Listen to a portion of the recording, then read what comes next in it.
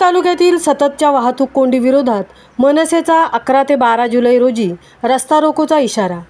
उरण तालुक्यातील खोपटा, कोपरोली, गव्हाण फाटा, चिर्ले आणि दिघोडे या महत्त्वाच्या रस्त्यावर रात्री अपरात्री होणाऱ्या वाहतूक कोंडीचा सामना हा नाहक सर्वसामान्य प्रवाशांना तसेच नवी मुंबई परिसरात जाणाऱ्या रुग्णांना नाहक त्रास सहन करावा लागत आहे। अशा वाहतूक कोंडीपासून नागरिकांना दिलासा मिळण्यासाठी महाराष्ट्र नवनिर्माण सेनेच्या वतीने गुरुवार दिनांक 11 जुलै 2024 रोजी खोपटा कोपरोली रस्त्यावर रास्ता रोको तसेच दिघोडे येथे शुक्रवारी 12 जुलै 2024 रोजी रास्ता रोको करण्याचा इशारा उरण वाहतूक शाखेच्या वरिष्ठ पोलीस निरीक्षक वैशाली गलांडे तसेच नवी मुंबई पोलीस आयुक्त कस्टम विभाग यांना देण्यात आलेल्या निवेदन पत्रकाद्वारे दिला असल्याची माहिती मनसेचे उरण तालुका अध्यक्ष ॲडव्होकेट सत्यवान भगत यांनी सांगितले आहे।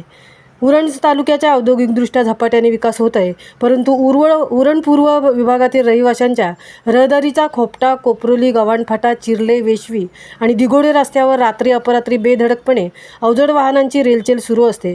त्याचा त्रास हा सातत्याने सर्वसामान्य नागरिकांना सहन करावा लागत आहे। तसेच होणाऱ्या वाहतूक कोंडीतून मार्गक्रमण करणाऱ्या रुग्णांना, विद्यार्थी प्रवाशांनाही सहन करावा लागत आहे।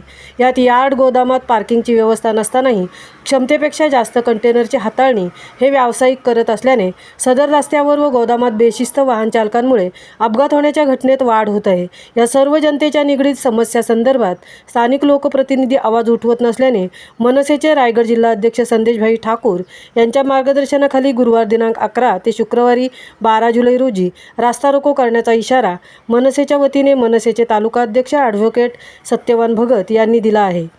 महामुंबईचा अनंत नारंगीकर, उरण।